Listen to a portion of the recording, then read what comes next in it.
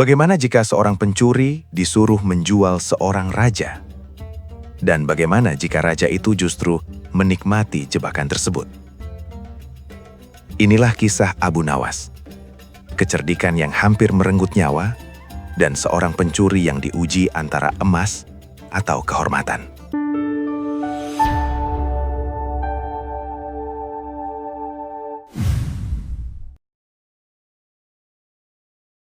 Di Baghdad, kejenakaan Abu Nawas sudah menjadi buah bibir. Orang-orang menyukai tingkahnya yang aneh, kadang menyebalkan, tapi selalu membuat mereka tertawa. Raja Harun al-Rashid sendiri, meski sering dibuat pusing oleh kelicikan Abu Nawas, diam-diam merasa hidupnya lebih berwarna sejak sahabat usil itu ada. Namun belakangan ini, Raja Harun mulai bosan. Hampir setiap hari Abu Nawas datang dengan cerita baru, kelakar baru, dan akal-akalan yang membuat seisi istana tertawa terpingkal-pingkal. Sang raja yang biasanya cepat terhibur, justru mulai merasa, semua itu sudah pernah kudengar. Suatu sore, ketika Abu Nawas dipanggil ke istana, Raja Harun duduk dengan wajah murung di singgasananya. Para menteri dan pengawal berdiri tegang, karena mereka tahu, jika raja sedang tidak senang, maka bisa jadi ada orang yang menjadi korban kemarahan. Abu Nawas, kata Raja Harun sambil menghela napas panjang. Aku sudah bosan dengan akal-akalmu yang itu saja. Abu Nawas tersenyum, menangkupkan tangan, lalu menjawab, Ampun tuanku, bagaimana mungkin hamba bisa membuat hal baru setiap hari? Lidah hamba hanya satu, otak hamba juga satu. Kalau hamba punya 2 lidah, barangkali ceritanya bisa 2 kali lipat. Para menteri menahan tawa. Tapi Raja Harun malah mengerutkan dahi. Jangan membela diri dengan omong kosongmu itu. Jika kau memang pintar, buktikan padaku. Buatlah sesuatu yang mustahil jadi kenyataan. Abu Nawas mengangguk-angguk sambil pura-pura berpikir keras. Mustahil tuanku, mustahil yang seperti apa? Membawa bulan turun ke bumi atau membuat unta menari di pasar? Raja Harun memotong ucapan itu dengan suara lantang. Tidak. Aku ingin kau menyuruh seorang pencuri menjual aku. Ya, Abu Nawas, kau harus menyuruh pencuri menjual diriku sang Raja Harun di depan banyak orang.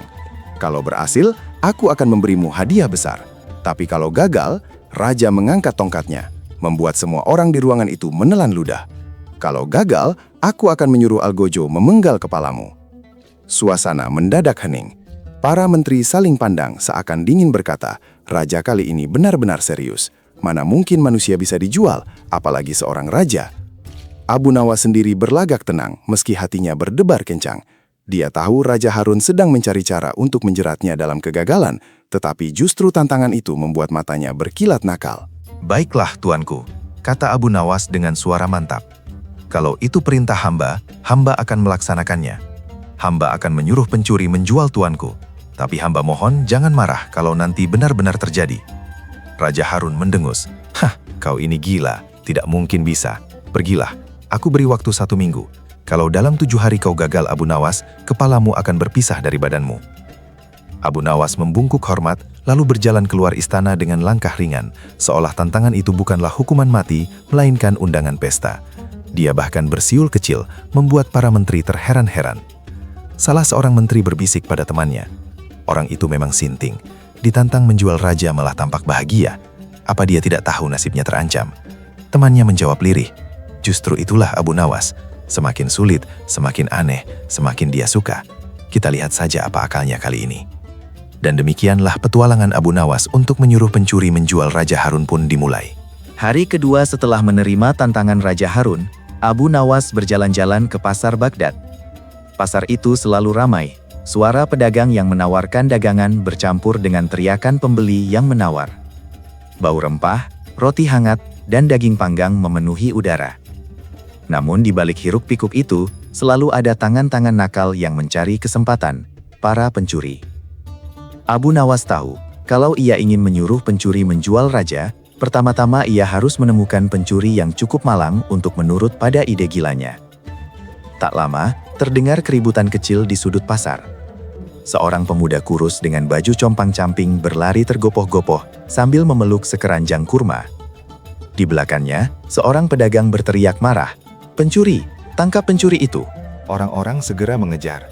Si pencuri tersandung tikar, jatuh terguling, dan keranjang kurma pun terbalik. Isinya berserakan ke tanah.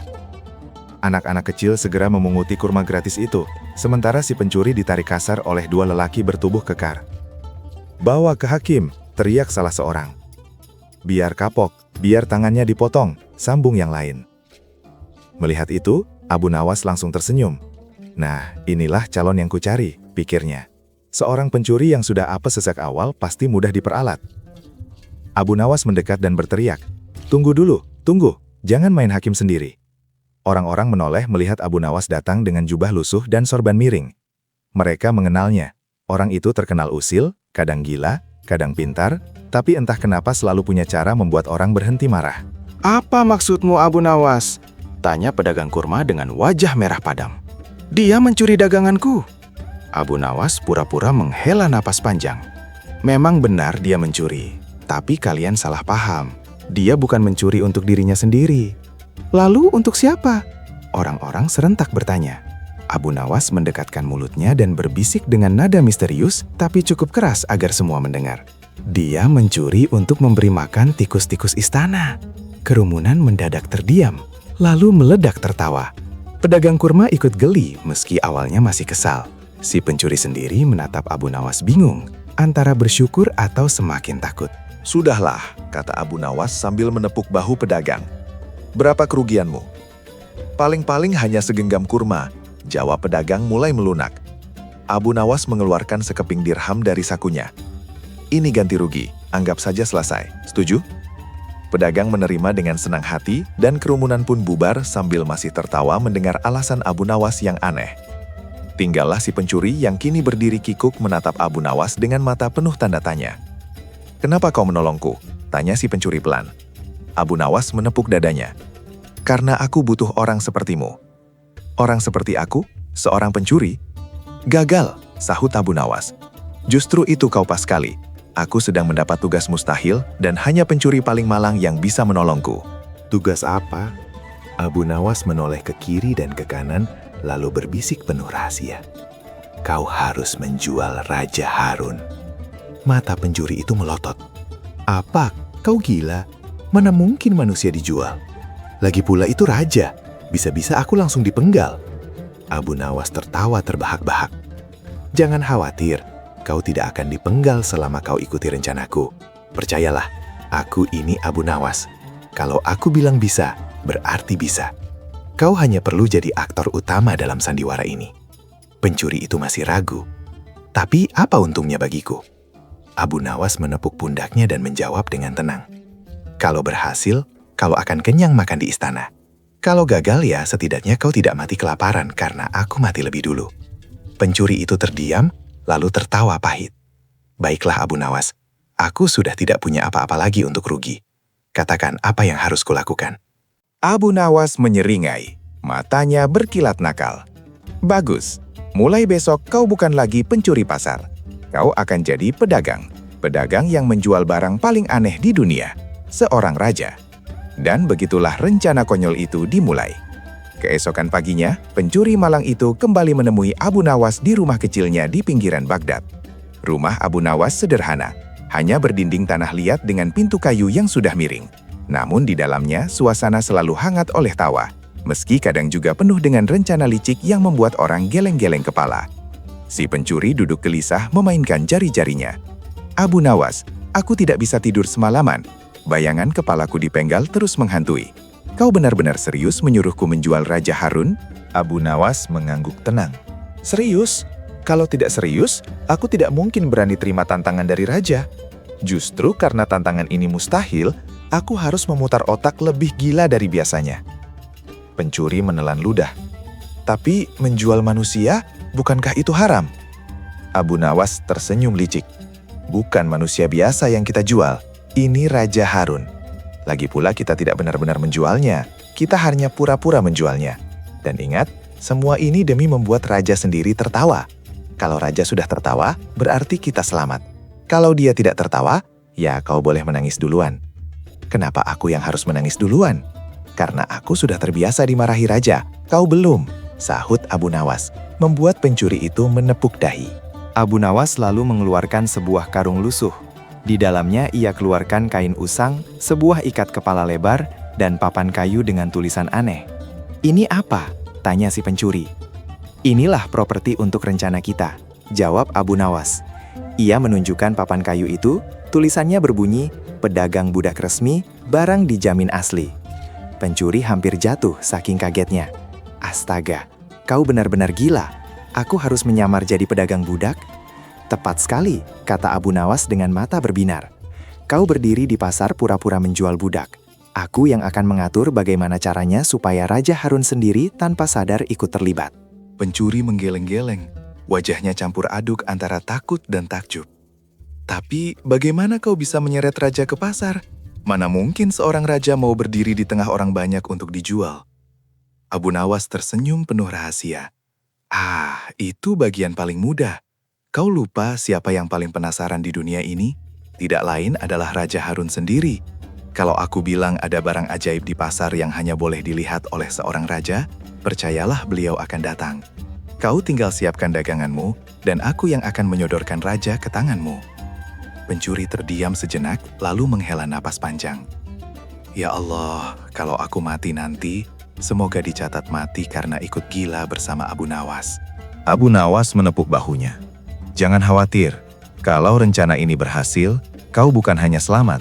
Kau akan tercatat dalam sejarah Baghdad sebagai pencuri pertama yang pernah menjual seorang raja." Pencuri mendengus pasrah. Baiklah aku ikut, tapi aku minta syarat." "Syarat apa itu?" "Kalau aku berhasil menjual Raja Harun, kau harus membiarkan aku makan sepuasnya di istana. Setuju?" Abu Nawas tertawa lebar. "Setuju. Bahkan aku akan pastikan kau bisa makan sampai perutmu bulat seperti kendi. Asal kau jangan kabur sebelum waktunya." Mereka pun bersepakat. Abu Nawas mengatur detil rencana. Pencuri akan berdiri di tengah pasar dengan papan kayu bertuliskan "Pedagang Budak". Nanti ketika Raja Harun lewat, Abu Nawas akan membuat suasana sedemikian rupa hingga sang raja sendiri terjebak menjadi barang dagangan. Malam itu, Abu Nawas memandang ke langit Baghdad yang bertabur bintang. Di wajahnya terpancar senyum penuh akal bulus. "Raja Harun, bersiaplah. Besok kau akan jadi barang dagangan paling mahal di pasar Baghdad." Keesokan harinya, suasana pasar Baghdad seperti biasa ramai, riuh, penuh teriakan pedagang. Bau rempah bercampur dengan debu jalanan, suara kambing dan keledai bersahutan. Namun ada sesuatu yang berbeda hari itu. Di salah satu sudut pasar, berdiri seorang pedagang budak baru dengan papan kayu besar bertuliskan, "Pedagang budak resmi, barang dijamin asli." Orang itu tak lain adalah si pencuri malang yang disulap Abu Nawas menjadi pedagang dadakan. Bajunya diganti dengan jubah lusuh, di kepalanya terikat kain lebar, dan di tangannya tergenggam cambuk kayu untuk menambah wibawa. Meski wajahnya pucat karena takut, ia berusaha memasang tampang sangar. "Budak kuat-kuat, budak tahan banting, barang asli bukan tiruan," teriaknya dengan suara yang bergetar. Orang-orang pasar menoleh dan mulai tertawa. Budak dijual di Baghdad? Wah, ini pasti ulah Abu Nawas lagi.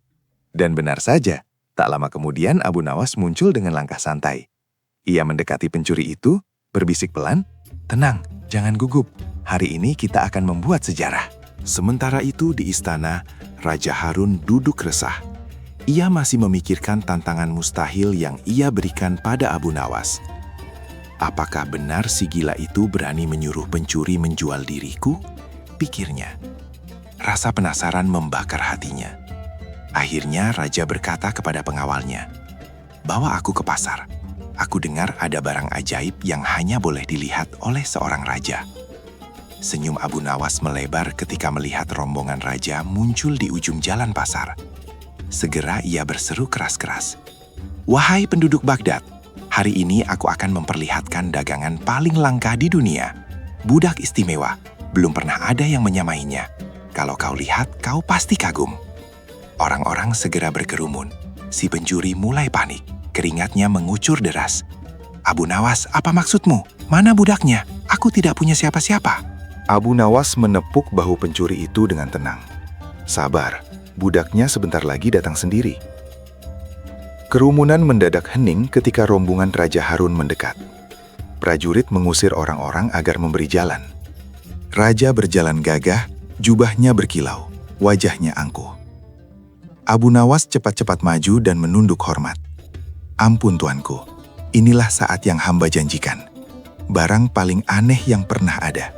Hanya boleh tuanku lihat dengan mata kepala sendiri. Raja mengangkat alis. Mana barang itu? Aku ingin tahu. Abu Nawas menoleh ke arah pencuri. Nah, inilah pedagang budak yang memiliki barang istimewa itu.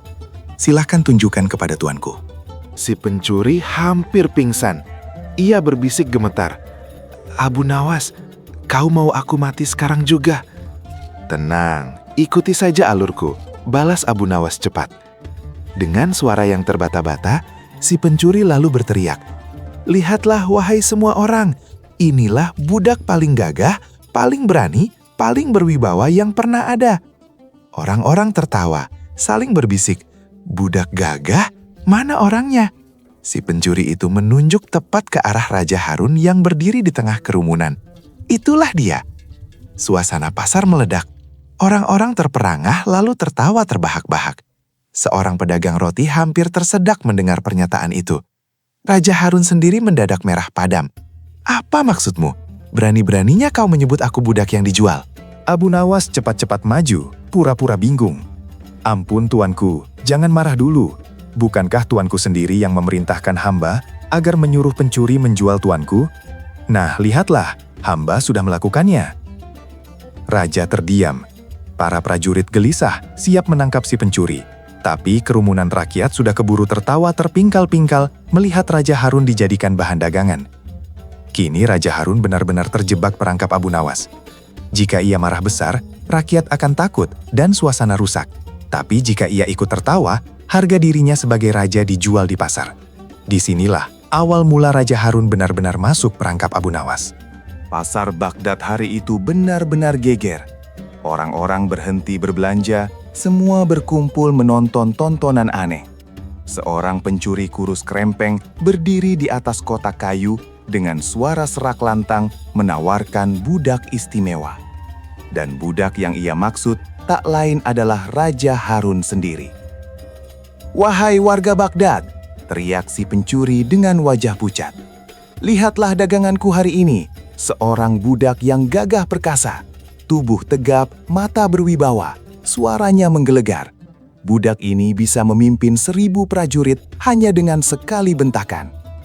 Orang-orang langsung melirik ke arah Raja Harun dan benar saja, siapa lagi kalau bukan beliau yang dimaksud. Kerumunan pun meledak tawa. Budak macam apa yang bajunya dari sutra Persia? Budak kok dijaga puluhan prajurit bersenjata? Kalau itu budak, aku rela jadi majikannya. Raja Harun mendidih, wajahnya merah, tangannya mengepal. Namun ia sadar, makin ia marah, makin rakyat tertawa. Sementara Abu Nawas berdiri tak jauh dari sana, menunduk hormat sambil menahan senyum nakal. "Lanjutkan," bisiknya pada pencuri. "Kau sudah di jalur yang tepat." Pencuri gemetar tapi menurut. Ia melangkah ke depan, menunjuk raja dengan dramatis.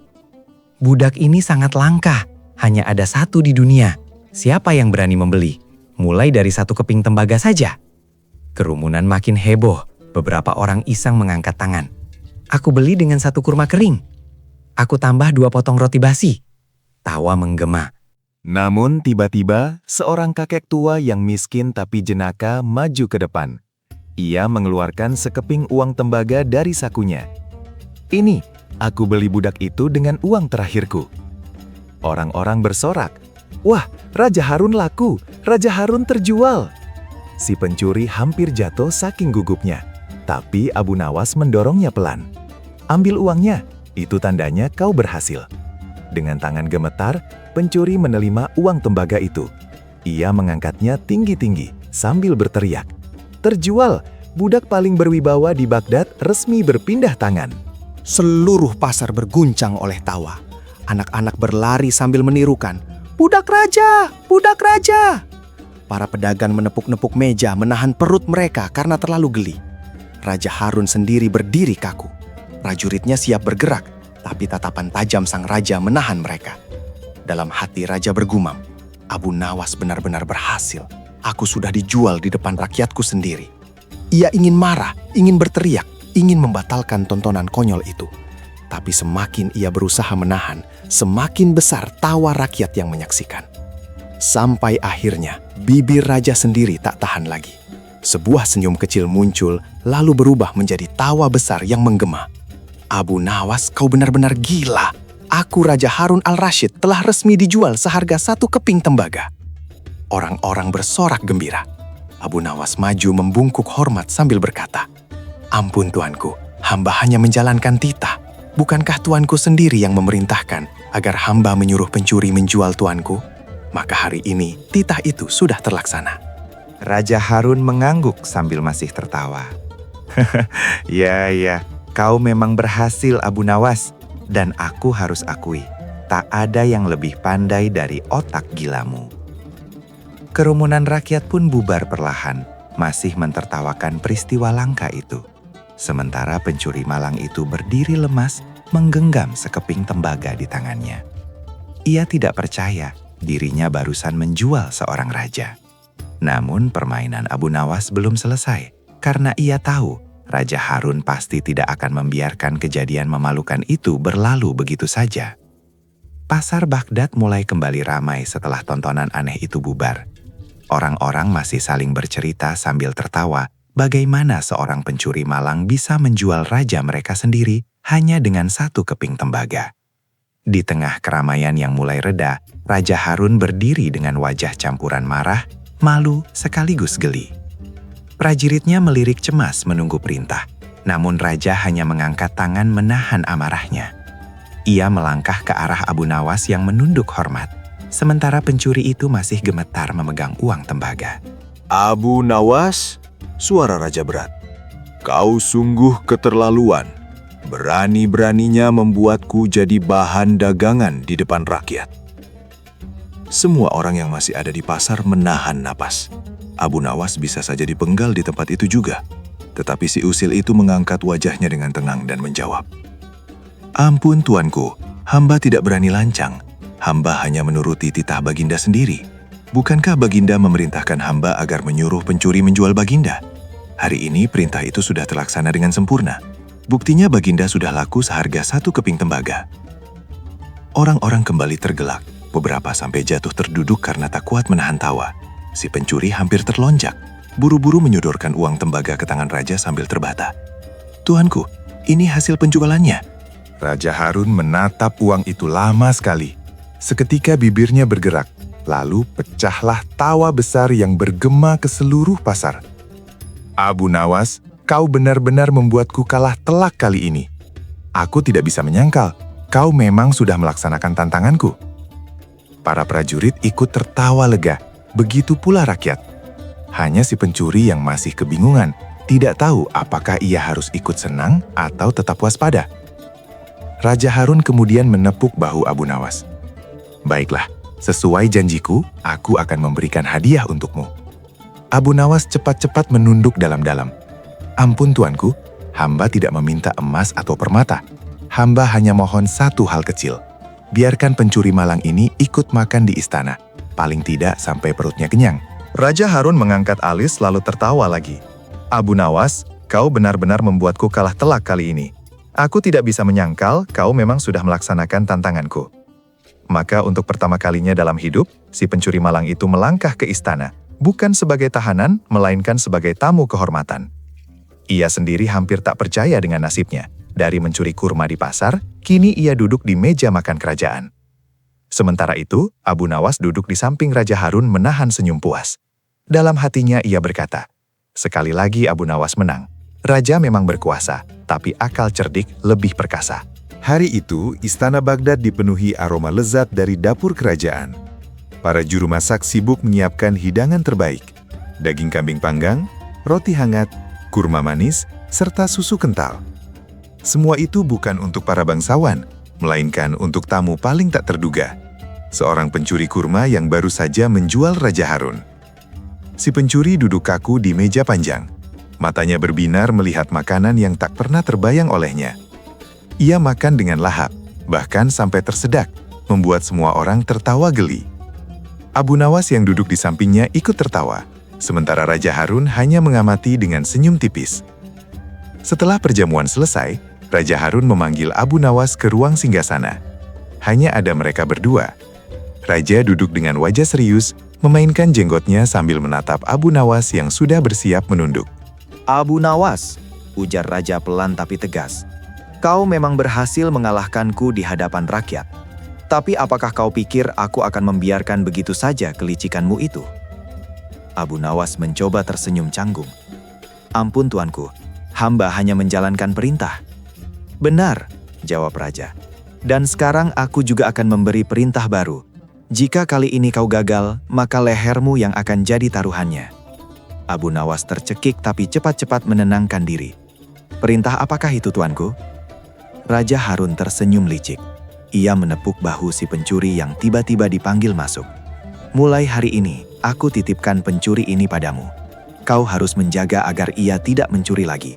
Jika ia tertangkap mencuri sekali saja, maka bukan dia yang dihukum, tapi kau, Abu Nawas. Mendengar itu, si pencuri malah tersenyum lebar. Ia merasa bebas dari hukuman dan justru mendapat pelindung yang tak lain adalah Abu Nawas. Sedangkan Abu Nawas sendiri langsung pucat pasi. Ia tahu menjaga seekor kambing agar tidak makan rumput saja sudah sulit, apalagi menjaga pencuri agar tidak mencuri lagi.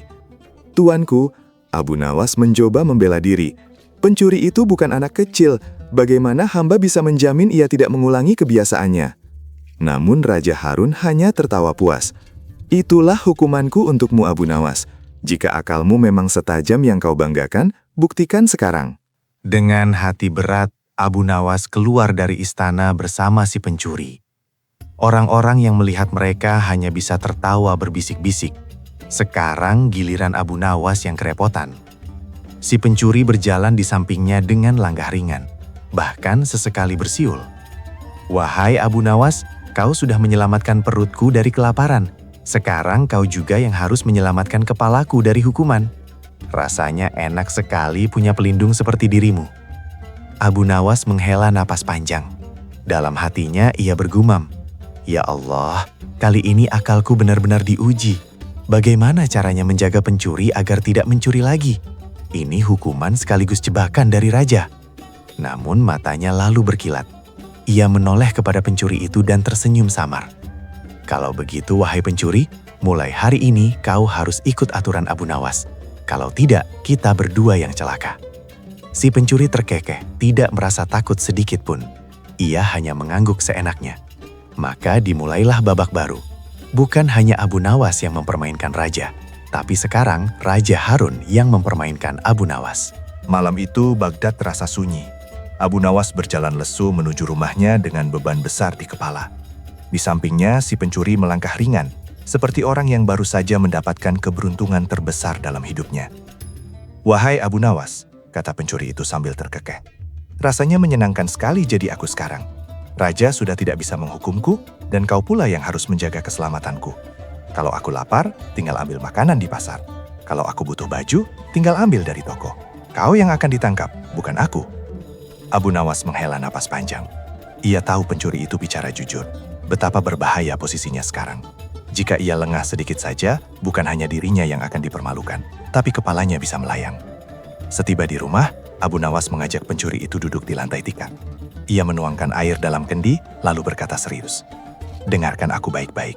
Mulai malam ini, hidupmu ada di tanganku. Kau memang bebas dari hukuman raja, tapi bukan berarti bebas dari aturan. Jika kau melanggar, aku sendiri yang akan menyerahkanmu ke pengadilan rakyat." Si pencuri tertawa terbahak-bahak. "Kau menyerahkan aku? Bukankah raja sudah bilang aku bebas? Yang dihukum justru kau." Abu Nawas tersenyum tipis. "Itu kalau kau mencuri di luar. Tapi kalau aku yang menyerahkanmu, kau tetap bisa celaka. Ingat, rakyat lebih takut padaku daripada padamu. Mereka tahu akalku lebih tajam daripada pedang." Si pencuri itu mendadak terdiam. Meski licik, ia tahu Abu Nawas bukan orang biasa. Ada wibawa yang membuatnya enggan menantang terlalu jauh. Malam itu, Abu Nawas berpikir keras bagaimana caranya menjaga pencuri itu agar tidak berbuat ulah. Menguncinya di rumah bisa, tapi ia tetap butuh makan dan udara segar. Membiarkannya berkeliaran jelas berbahaya. Maka, Abu Nawas mendapatkan ide cerdik. Ia harus mengikat pencuri itu dengan cara yang tidak bisa dilawan. Keesokan paginya, Abu Nawas membawa pencuri itu ke pasar. Orang-orang terperanjat melihat keduanya datang bersama. Apalagi Abu Nawas menarik pencuri itu dengan seutas tali panjang seperti orang menggiring kambing. "Lihat, lihat!" seru seorang pedagang. Abu Nawas menggiring pencuri seperti binatang. Orang-orang segera berkerumun menertawakan pemandangan aneh itu. Pencuri itu berwajah merah padam karena malu, tetapi tidak bisa melawan. Abu Nawas mengikat tali itu kuat-kuat di pinggangnya. "Dengarkan semua," seru Abu Nawas lantang. "Mulai hari ini, pencuri ini adalah tanggung jawabku. Jika ia mencuri sebiji kurma pun, maka laporkan padaku. Aku akan menghukumnya lebih berat daripada siapapun." Orang-orang bertepuk tangan. Mereka tahu Abu Nawas bukan main-main. Kini si pencuri berada di bawah pengawasan langsung, dan pasar Baghdad pun merasa aman. Namun si pencuri menggerutu sepanjang jalan. "Abu Nawas, kau mempermalukanku. Apa harus aku diikat begini di depan semua orang?" Abu Nawas menoleh, matanya tajam. "Kalau kau tidak mau diikat, buktikan kau bisa dipercaya. Tapi karena kau pencuri, aku tidak bisa percaya begitu saja. Lebih baik kau merasa malu sedikit daripada aku kehilangan kepala." Sejak hari itu, kemanapun Abu Nawas pergi, si pencuri ikut digiring dengan tali. Ia dibawa ke masjid, ke pasar, bahkan ke tepi sungai ketika Abu Nawas mencuci pakaian. Rakyat semakin terhibur melihat kelakuan itu, dan nama Abu Nawas makin harum karena dianggap berhasil menjinakkan pencuri. Suatu malam, ketika keduanya beristirahat, si pencuri itu bergumam lirih. "Abu Nawas, aku tidak pernah diperlakukan seperti ini sebelumnya. Biasanya aku dikejar, dipukuli, atau dipenjara. Tapi kau hanya mengikatku dan memberiku makan." Abu Nawas menatapnya sambil tersenyum samar. "Aku mengikatmu bukan untuk menyiksa, tapi untuk melindungi diriku dari kebodohanmu. Jika kau ingin bebas, satu-satunya jalan adalah berhenti mencuri. Jika kau bisa buktikan itu, aku sendiri yang akan melepaskan ikatanmu." Si pencuri itu terdiam lama. Ia mulai merasakan sesuatu yang aneh, semacam rasa hormat pada Abu Nawas. Belum pernah ada orang yang memperlakukannya dengan cara seperti ini. Keras tetapi juga adil. Namun naluri pencurinya masih kuat. Meski diikat, ia mulai merencanakan sesuatu. Ia ingin sekali membuktikan bahwa ia bisa mengelabui Abu Nawas. Dan Abu Nawas, dengan tatapan tajamnya, seolah bisa membaca isi kepala pencuri itu. Dalam hati ia berkata, "Baiklah, wahai pencuri. Cobalah sekali lagi bermain curang. Kalau kau mengira bisa menipuku, kau akan segera tahu siapa yang lebih licik di Baghdad ini." Maka dimulailah babak baru permainan akal antara Abu Nawas dan pencuri, yang kini menjadi taruhannya bukan hanya harga diri, tapi juga nyawa. Beberapa hari berlalu sejak Abu Nawas mengikat pencuri dengan tali. Orang-orang Baghdad sudah terbiasa melihat keduanya berjalan bersama. Abu Nawas di depan dengan wajah tenang, sementara pencuri mengikuti di belakang seperti kambing yang sedang digiring. Anak-anak sering mengejek si pencuri. "Hei pencuri, kalau mau kurma, tanyalah dulu pada Abu Nawas." Para pedagang pun merasa lebih aman, tak perlu lagi khawatir dagangan mereka dicopet diam-diam. Namun di balik wajahnya yang terikat malu, si pencuri mulai menyusun rencana. Ia merasa harga dirinya diinjak-injak. "Apakah aku akan selamanya jadi bahan tertawaan?" pikirnya. "Tidak, aku harus mencari cara untuk lepas dari ikatan ini. Bahkan kalau bisa, aku akan membuat Abu Nawas malu di depan orang banyak." Malam pertama rencana. Suatu malam saat Abu Nawas tertidur lelap, si pencuri itu mencoba merayap keluar ikatan di pinggangnya. Ia urai perlahan berharap Abu Nawas tidak sadar. Tapi begitu ia bergerak sedikit saja, terdengar suara Abu Nawas dari tikar sebelah. "Kalau kau ingin pergi, pintu ada di depan. Tapi ingat, begitu kau melangkah keluar, besok pagi aku sendiri yang akan menghadap raja dan menyerahkan kepalamu." Pencuri itu tercekik. Abu Nawas ternyata tidak tidur. Ia kembali terbaring dengan wajah kesal. Dalam hati ia bergumam, lelaki ini benar-benar tidak bisa ditipu. Rencana kedua, pasar Baghdad keesokan harinya. Abu Nawas membawanya ke pasar. Saat mereka melewati kios pedagang kain, si pencuri itu melihat kesempatan. Ia menjatuhkan sebuah gulungan kain kecil dengan kakinya lalu pura-pura tersandung agar bisa mengambilnya. Namun sebelum tangannya menyentuh kain itu, suara Abu Nawas terdengar. "Hati-hati wahai pedagang, gulungan kainmu hampir hilang. Syukurlah aku masih sempat melihatnya." Pedagang itu segera mengambil kainnya kembali sementara si pencuri hanya bisa tersenyum kecut. Orang-orang menertawakan kegagalannya. Dasar pencuri tolol, bahkan diikat pun masih ingin mencuri, teriak seorang penjual kurma. Wajah si pencuri merah padam. Ia merasa semakin dipermalukan, tapi tekadnya makin membara. Aku harus menemukan celah, pasti ada saat Abu Nawas lengah. Rencana ketiga, Sungai Tigris. Beberapa hari kemudian, Abu Nawas membawa pencuri itu ke tepi Sungai Tigris untuk mencuci pakaian. Abu Nawas melepas ikatan dari pinggang pencuri, lalu mengikatnya di sebuah pohon di tepi sungai, agar ia tidak bisa kabur saat Abu Nawas sibuk mencuci. Si pencuri itu berpikir, ini kesempatan. Jika aku bisa melepaskan ikatan dari pohon ini, aku bisa lari. Abu Nawas pasti akan dipermalukan karena gagal menjagaku. Ia mulai meronta, menarik tali sekuat tenaga, bahkan mencoba menggigit simpulnya. Setelah hampir 1 jam berjuang, ia akhirnya berhasil melepaskan satu simpul kecil. Wajahnya berseri-seri. Namun sebelum ia sempat kabur, Abu Nawas menoleh dengan senyum sinis. Hebat juga kau rupanya. Kau pandai melepaskan simpul. Kalau begitu malam ini, kau yang akan mengikat dirimu sendiri sebelum tidur. Aku ingin tahu apakah kau cukup jujur untuk mengikat erat atau malah pura-pura longgar. Pencuri itu ternganga.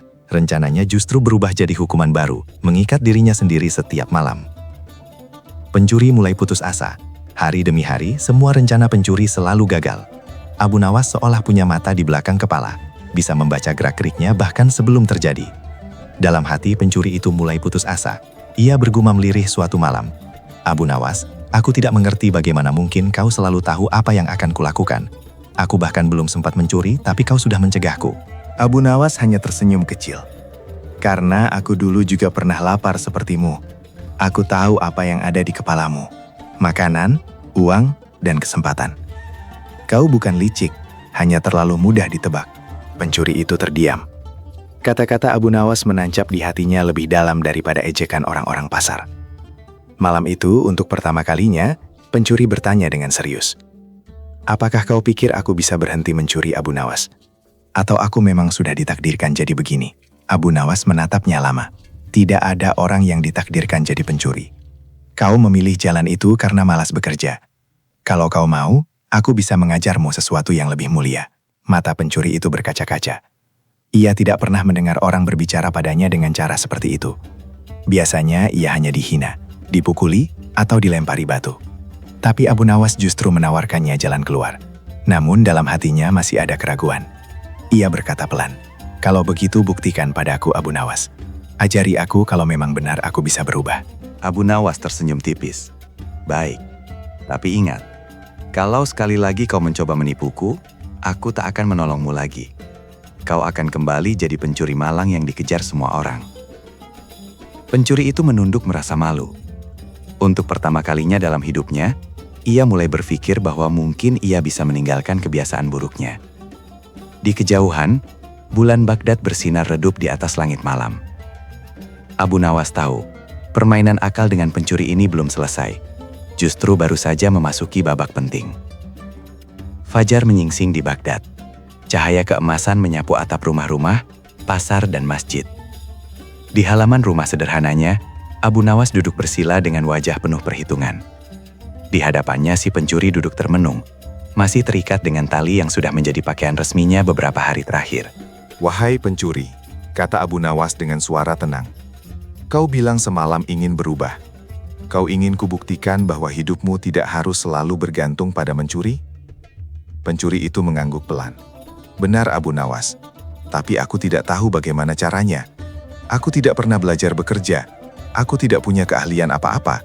Yang ku tahu hanyalah bagaimana mengambil barang orang lain tanpa ketahuan. Abu Nawas tersenyum samar. Kalau begitu, hari ini aku akan mengujimu. Kau akan kuajak ke pasar, tapi bukan untuk mencuri, melainkan untuk bekerja. Ujian pertama, mengangkat air. Mereka berdua berjalan ke pasar Baghdad yang sudah mulai ramai. Abu Nawas menghampiri seorang penjual kurma tua. Wahai paman, apakah kau butuh bantuan? Penjual kurma itu mengangguk. Aku butuh orang untuk mengangkat kendi-kendi air dari sumur ke kiosku. Upahnya tidak banyak, tapi cukup untuk makan sehari. Abu Nawas menoleh pada si pencuri. Inilah ujian pertamamu. Angkat kendi itu, antarkan ke kios, dan terima upahmu. Si pencuri mendengus, merasa pekerjaan itu terlalu rendah. Tapi tatapan Abu Nawas begitu tegas. Dengan malas, ia mulai mengangkat kendi air satu persatu. Kendi itu berat, Punggungnya sakit, keringatnya bercucuran. Kenapa orang rela melakukan ini? Gerutunya. Padahal lebih mudah mengambil sekantong uang dari orang lengah. Namun ketika pekerjaan selesai, penjual kurma memberikan beberapa koin perak. Terima kasih anak muda, hari ini keluargaku bisa berjualan dengan tenang.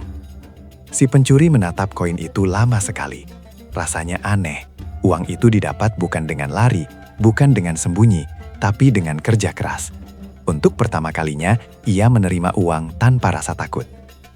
Ujian kedua, menjaga dagangan. Belum sempat ia merenung lama, Abu Nawas membawanya ke kios seorang penjual roti. Paman ini butuh seseorang untuk menjaga kios sebentar. Ia harus pergi ke masjid untuk sholat. Tugasmu sederhana, jagalah kios ini jangan sampai ada yang mengambil roti tanpa izin. Si pencuri terperangah. Menjaga dagangan? Bukankah itu kebalikan dari pekerjaanku? Abu Nawas tersenyum licik. Itulah ujian keduamu. Kalau kau bisa menjaga barang orang lain, berarti ada harapan kau bisa dipercaya. Penjual roti pun pergi meninggalkan kios pada si pencuri. Awalnya ia gelisah, apalagi bau roti hangat begitu menggoda. Perutnya lapar, tangannya gatal ingin mengambil sepotong. Namun ia ingat tatapan tajam Abu Nawas. Kalau ia gagal kali ini, habislah sudah kesempatannya. Dengan susah payah, ia menahan diri. Bahkan ketika ada anak kecil yang mencoba mengambil roti diam-diam, si pencuri menegur dengan suara keras. "Hei, bayar dulu pada pemiliknya." Orang-orang pasar terkejut. Astaga, pencuri itu sekarang malah menjaga barang orang lain. Ketika penjual roti kembali, ia mendapati kiosnya aman. Ia tersenyum dan memberikan sepotong roti hangat pada si pencuri. "Terima kasih, kau sudah menjaga daganganku." Si pencuri menerima roti itu, matanya berkaca-kaca. Roti itu terasa lebih enak daripada apapun yang pernah ia curi sebelumnya. Malamnya, mereka kembali ke rumah Abu Nawas. Si pencuri duduk termenung sambil memegang koin perak dan sepotong roti sisa. "Abu Nawas," katanya pelan. "Ternyata mendapatkan sesuatu dari kerja jujur rasanya berbeda sekali. Tidak ada rasa takut, tidak ada kejar-kejaran. Aku bisa makan dengan tenang." Abu Nawas tersenyum hangat. Itulah bedanya rezeki halal dan rezeki haram. Yang halal membawa tenang, yang haram membawa resah. Si pencuri menunduk. "Tapi aku masih takut Abu Nawas. Bagaimana jika besok aku tergoda lagi? Bagaimana jika aku tidak cukup kuat menahan keinginanku?" Abu Nawas menepuk bahunya. "Karena itulah kau harus diuji terus. Hidup bukan soal sekali berhasil, tapi soal terus melawan kebiasaan buruk. Mulai sekarang, setiap hari aku akan memberimu tugas baru. Kalau kau lulus, kau akan bebas dari ikatan tali ini. Tapi kalau gagal, kau tahu akibatnya." Pencuri itu menatap Abu Nawas dengan campuran takut dan harapan. Untuk pertama kalinya dalam hidupnya, ia merasa ada orang yang benar-benar peduli, meski dengan cara keras dan penuh akal. Di luar rumah, bulan Baghdad bersinar terang. Malam itu terasa berbeda. Si pencuri mulai merasakan secerah harapan bahwa ia bisa meninggalkan jalan lama dan menemukan hidup baru. Namun di balik semua itu, Abu Nawas sadar bahwa perjalanan masih panjang. Ia tahu ujian sebenarnya belum tiba. Hari-hari berlalu dan pencuri mulai terbiasa dengan tugas-tugas sederhana dari Abu Nawas. Ia mengangkat kendi, menjaga kios, membersihkan halaman, bahkan membantu orang-orang miskin. Setiap kali berhasil menahan diri dari kebiasaan lamanya, hatinya terasa lebih ringan. Namun sebagaimana sifat lama yang sulit hilang, godaan besar selalu datang di saat seseorang merasa mulai kuat. Pasar Baghdad yang ramai suatu siang, Abu Nawas mengajaknya kembali ke pasar. "Hari ini kau tidak kuikat dengan tali," kata Abu Nawas sambil tersenyum samar.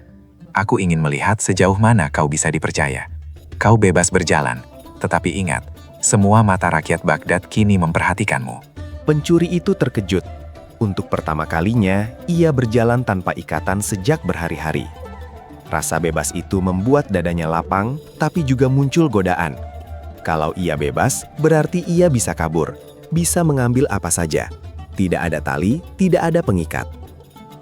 Di pasar, suara pedagang bersahut-sahutan. Bau roti, kurma, dan rempah-rempah menggoda hidung siapapun. Si pencuri berjalan sambil menggenggam erat koin perak yang ia dapat dari kerja jujur sebelumnya. Namun matanya tak sengaja menangkap sesuatu.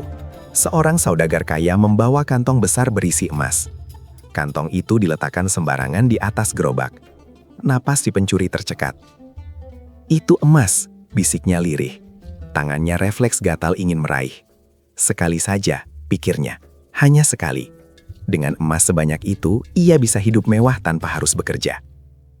Bisikan lama pikiran-pikiran jahat berputar di kepalanya. Abu Nawas tidak melihat. Orang-orang sibuk. Kalau aku ambil sekarang, tak seorang pun tahu. Aku bisa kabur jauh, mungkin ke kota lain. Wajahnya berkeringat dingin, jantungnya berdetak keras. Ia merasa seperti dulu lagi, pencuri yang tak bisa menahan godaan. Namun di sela bisikan itu, ia teringat kata-kata Abu Nawas. Rezeki halal membawa tenang, rezeki haram membawa resah.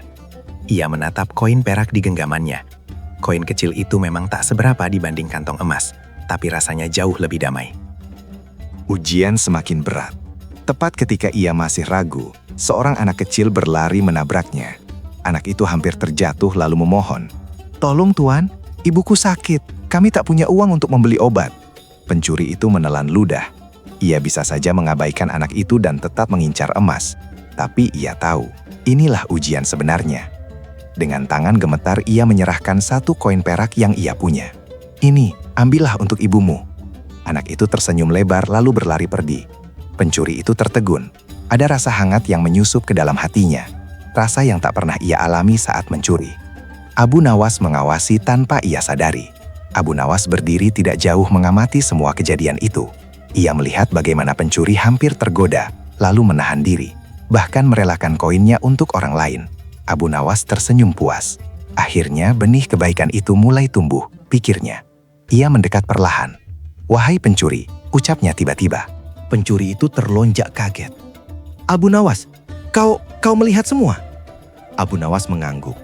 "Aku melihat bagaimana matamu terpaku pada kantong emas, bagaimana tanganmu hampir meraihnya. Tapi aku juga melihat bagaimana kau menahan diri, bahkan memberikan hartamu pada anak kecil itu. Jauh lebih berharga daripada sekantong emas." Mata pencuri itu berkaca-kaca. "Aku hampir gagal, Abu Nawas. Kalau bukan karena kata-katamu, mungkin aku sudah kembali ke jalan lama." Abu Nawas menepuk bahunya. Itulah godaan besar. Semua orang diuji, bukan hanya pencuri. Bedanya, orang bijak belajar menolak, sementara orang bodoh terus terjerumus. Hadiah kecil. Tiba-tiba saudagar kaya pemilik kantong emas mendekat. Ia rupanya mendengar percakapan mereka. "Aku melihatmu menahan diri, wahai pemuda. Aku juga melihat kau memberi uangmu pada anak kecil yang butuh. Kau jauh lebih jujur daripada banyak orang di pasar ini." Saudagar itu mengambil 2 keping emas dari kantongnya dan menyerahkannya. "Terimalah ini sebagai hadiah. Aku ingin kau tahu bahwa kejujuran pun membawa rezeki." Si pencuri terbelalak. 2 keping emas, lebih banyak dari apapun yang pernah ia miliki dengan cara mencuri. Ia menerima dengan tangan gemetar, lalu menunduk dalam. Terima kasih." Abu Nawas menatapnya sambil tersenyum.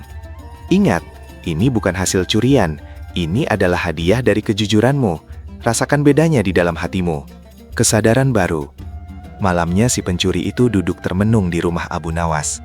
Ia menatap 2 keping emas di tangannya, lalu menghela napas panjang. "Abu Nawas, aku baru mengerti. Rupanya selama ini aku miskin bukan karena tidak ada uang, tetapi karena aku buta. Aku selalu melihat jalan cepat, padahal jalan panjang lebih indah." Abu Nawas menatapnya sambil tersenyum. "Itu artinya kau lulus ujian pertama dari godaan besar. Tapi ingat, perjalananmu belum selesai, masih banyak ujian lain menantimu." Pencuri itu menunduk lalu berkata dengan suara bergetar. "Saya siap, Abu Nawas. Saya ingin benar-benar berubah." Di Baghdad, kabar selalu menyebar lebih cepat daripada angin gurun. Apa yang dilakukan seorang tokoh terkenal seperti Abu Nawas tak pernah bisa benar-benar tersembunyi. Begitu juga dengan rahasianya yang kini mulai beredar bahwa ia sedang membimbing seorang pencuri yang terkenal licik menjadi orang jujur. Bisikan di pasar suatu pagi. 2 orang pedagang kurma berbincang di pasar. "Katanya Abu Nawas sekarang punya murid baru," ucap yang satu sambil menyusun dagangannya. "Murid Abu Nawas?" sahut yang lain terkekeh. "Apa yang diajarkan? Syair? Logika?" "Bukan, lebih gila lagi. Muridnya itu pencuri. Kau tahu si tangan cepat yang dulu sering bikin resah?" Orang-orang di sekitar mereka segera ikut mendengar. Bisikan itu berputar menjadi gosip dalam sehari. Hampir seluruh pasar tahu, dan seperti biasa, kabar itu akhirnya sampai juga ke telinga seorang pejabat istana, lalu diteruskan kepada Raja Harun. Kemarahan Raja Harun. Raja Harun sedang duduk di singgasananya ketika seorang pengawal melapor. Tuanku, izinkan hamba menyampaikan kabar yang meresahkan. Abu Nawas, orang yang selalu kau percaya, kini bergaul dengan seorang pencuri. Bahkan katanya, ia memberi tempat tinggal bagi penjahat itu. Dahi Raja Harun berkerut. Apa? Abu Nawas melindungi pencuri? Berani sekali dia mempermainkan kepercayaanku. Raja berdiri, wajahnya memerah. Segera panggil Abu Nawas ke istana. Aku ingin mendengar langsung kebenarannya. Pertemuan yang tegang. Siang itu Abu Nawas datang dengan wajah tenang. Ia sudah mendengar gosip yang beredar dan tahu cepat atau lambat hal ini akan sampai ke telinga raja. Abu Nawas, suara Raja Harun menggema di balairung istana. Benarkah engkau menampung seorang pencuri di rumahmu? Semua pejabat istana menahan napas. Abu Nawas menunduk hormat. Benar, tuanku. Kata-kata itu membuat seluruh ruangan heboh. Para menteri berbisik. Sebagian bahkan menggeleng tak percaya. Engkau mengakuinya? Raja Harun membelalakkan mata. Apa maksudmu? Menodai kehormatan istana dengan melindungi seorang penjahat. Abu Nawas mengangkat kepalanya. Sorot matanya jernih. Tuanku, izinkan hamba menjelaskan. Memang benar ia seorang pencuri. Namun hamba tidak melindunginya untuk mencuri lagi. Hamba ingin menolongnya berubah agar tidak lagi meresahkan rakyat. Raja Harun terdiam sejenak. Suara-suara kecil di sekitarnya terdengar makin ramai. Raja yang sulit percaya. Abu Nawas, kata Raja Harun dengan nada tegas. Kau tahu betapa rakyat menderita karena pencuri-pencuri seperti dia. Mengapa justru kau pilih untuk menyuruh pencuri itu tinggal di rumahmu? Apakah tidak ada orang lain yang lebih pantas kau bimbing? Abu Nawas tersenyum tipis. Tuanku, orang baik tidak perlu diajari menjadi baik. Justru orang buruklah yang paling butuh bimbingan. Bila seekor kuda liar bisa dijinakkan, tidakkah itu lebih berguna daripada menunggangi kuda jinak yang sudah patuh? Beberapa pejabat terdiam merenungkan kata-kata itu. Namun ada pula yang mencibir. Tuanku, sahut seorang menteri iri, kata-kata Abu Nawas hanya manis di telinga. Bagaimana kita bisa percaya seorang pencuri bisa berubah? Mereka hanya tahu mencuri, itu sudah tabiatnya. Raja Harun mengangguk pelan, masih bimbang. Benarkah begitu Abu Nawas? Apa buktimu bahwa pencuri itu bisa berubah? Abu Nawas menatap lurus. Tuanku, beberapa hari lalu ia hampir tergoda mencuri emas di pasar. Namun ia menahan diri, bahkan memilih memberikan koin miliknya kepada seorang anak kecil yang butuh obat untuk ibunya. Itu bukan tindakan pencuri, melainkan tindakan seorang manusia berhati mulia. Ruangan istana hening. Perkataan itu menusuk telinga semua orang. Raja Harun menatap tajam. Aku ingin melihat dengan mataku sendiri bahwa pencuri itu kehadapanku. Pencuri menghadap raja. Keesokan harinya pencuri itu dibawa ke istana. Wajahnya pucat pasi, lututnya gemetar. Ia merasa tak pantas berdiri di hadapan raja. Jadi ini orangnya? Tanya Raja Harun dengan nada dingin. Pencuri itu menunduk. Ampun tuanku, aku memang pernah berbuat dosa mencuri dan meresahkan rakyat. Tapi kini aku berusaha berubah. Abu Nawas memberiku kesempatan. Jika tuanku izinkan, aku ingin memperbaiki diri. Raja Harun mendengus. Kata-kata mudah diucapkan, tapi apakah aku bisa percaya padamu? Pencuri itu menelan ludah. Aku tidak bisa memaksa tuanku percaya, tapi izinkan aku membuktikan dengan perbuatan. Satu-satunya yang kupinta hanyalah kesempatan. Raja memberi tantangan. Raja Harun berjalan mondar-mandir setelah lama berpikir. Ia berkata, baiklah, aku akan memberikan kau kesempatan, tapi dengan satu syarat. Kau harus membuktikan bahwa kau benar-benar bisa dipercaya. Jika gagal, hukumanmu lebih berat daripada semua pencuri lain. Pencuri itu menunduk dalam, hamba terima tuanku. Abu Nawas tersenyum, walaupun dalam hatinya ia sadar syarat itu bisa menjadi ujian yang berat bagi murid barunya. Raja Harun melanjutkan, besok aku akan memberikan tugas khusus. Bila kau berhasil, aku akan percaya pada perubahanmu. Tapi bila gagal, tak ada ampun. Balairung istana kembali hening tegang. Pencuri itu menelan ludah. Abu Nawas menatapnya dengan sorot penuh makna. Balairong istana dipenuhi suasana mencekam. Semua pejabat duduk berbaris menunggu apa yang akan Raja Harun perintahkan pada si pencuri. Abu Nawas berdiri di sisi kanan singgasana. Wajahnya tetap tenang meski hatinya waspada. Ia tahu ujian kali ini bisa menjadi penentu apakah muridnya benar-benar akan dipercaya atau justru dihukum berat. Pengumuman ujian. Raja Harun berdiri, suaranya lantang menggema. Wahai Abu Nawas, wahai para menteri, dan wahai rakyat Baghdad yang hadir di sini. Hari ini aku, Raja Harun, akan memberi ujian pada seorang pencuri yang katanya ingin berubah menjadi orang jujur. Abu Nawas meminta percaya, tapi aku bukan raja yang mudah ditipu oleh kata-kata manis. Aku butuh bukti. Semua mata tertuju pada si pencuri yang berdiri di depan singgasana. Keringat dingin menetes di pelipisnya. Raja melanjutkan, "Aku punya gudang perbendaharaan penuh harta kerajaan. Di dalamnya ada emas, perak, dan permata yang nilainya tak terhitung. Ujianmu sederhana. Engkau akan dijaga oleh 2 pengawal setia dan diminta menjaga gudang itu selama 1 malam. Jika besok pagi seluruh harta masih utuh, aku akan percaya bahwa engkau bisa berubah. Tetapi jika ada satu saja yang hilang, meski sekecil jarum, maka engkau akan dihukum mati di alun-alun." Ruangan seketika menjadi gempar. Para menteri berbisik-bisik, sebagian lagi menatap raja dengan kagum karena cerdik, sebagian lagi menatap pencuri dengan iba. Reaksi pencuri.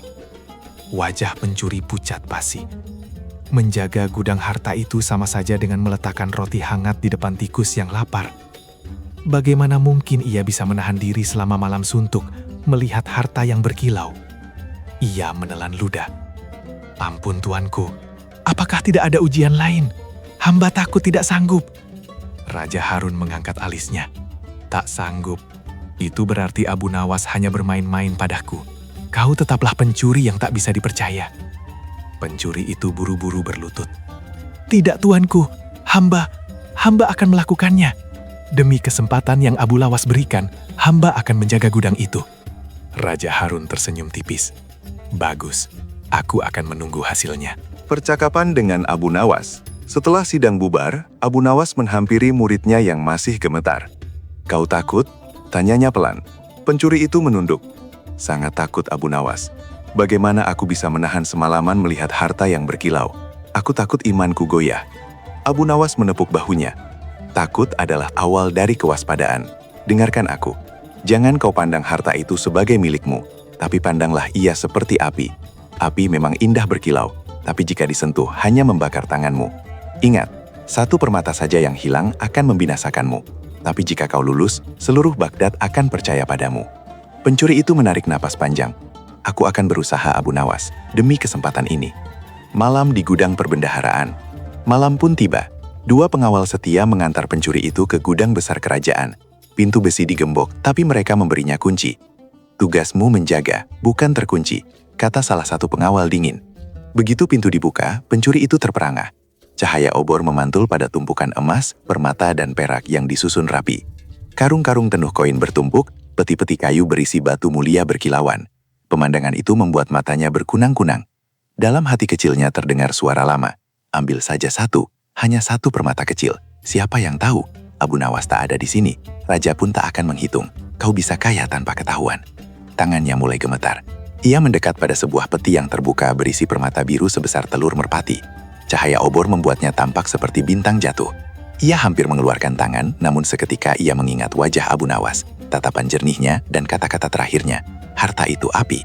Pencuri itu mundur selangkah. Ia menggigit bibirnya, lalu menutup peti itu rapat-rapat. Godaan tak berhenti. Sepanjang malam ia gelisah duduk di sudut ruangan. Ia menutup mata, tapi kilauan harta terus membayangi pikirannya. Kadang ia berdiri, berjalan mondar-mandir, bahkan sampai hampir membuka 1 peti lagi. Namun setiap kali ia hendak tergoda, ia teringat ancaman Raja Harun, hukuman mati. Lebih dari itu, ia teringat kebaikan Abu Nawas yang sudah mempercayainya. "Tidak, aku tidak boleh mengkhianati kepercayaan itu," gumamnya keras, mencoba meneguhkan hati. Akhirnya, untuk menahan diri, ia duduk bersila, menundukkan kepala, dan berdoa dengan suara lirih. "Ya Allah, tolong kuatkan hamba. Jangan biarkan hamba kembali pada jalan lama." Fajar menyingsing ketika ayam jantan berkokok. Pintu gudang diketuk keras. Para pengawal datang bersama Raja Harun sendiri. "Buka pintunya," titah raja. Dengan tangan gemetar pencuri itu menyerahkan kunci. Pintu besi berderit terbuka memperlihatkan isi gudang. Semua orang menahan napas. Harta kerajaan masih utuh, tidak ada satupun yang hilang. Raja Harun menatap si pencuri tajam, lalu melirik Abu Nawas yang tersenyum tipis. Rupanya kau berhasil menahan dirimu. Tapi jangan senang dulu, ini baru ujian pertama. Pencuri itu menunduk tubuhnya, lemas karena semalaman berjuang melawan dirinya sendiri. Namun di wajahnya terselip secerah bangga. Ia berhasil melewati godaan terberat sepanjang hidupnya. Keberhasilan pencuri menjaga gudang perbendaharaan semalaman tanpa tergoda menjadi bahan pembicaraan hangat di seluruh Baghdad. Banyak rakyat kagum, sebagian masih ragu. Namun tak sedikit pula yang mulai menaruh harapan bahwa orang seburuk pencuri pun bisa berubah. Namun di balik dinding megah istana, tidak semua orang senang dengan keberhasilan itu. Beberapa menteri merasa posisi mereka terancam.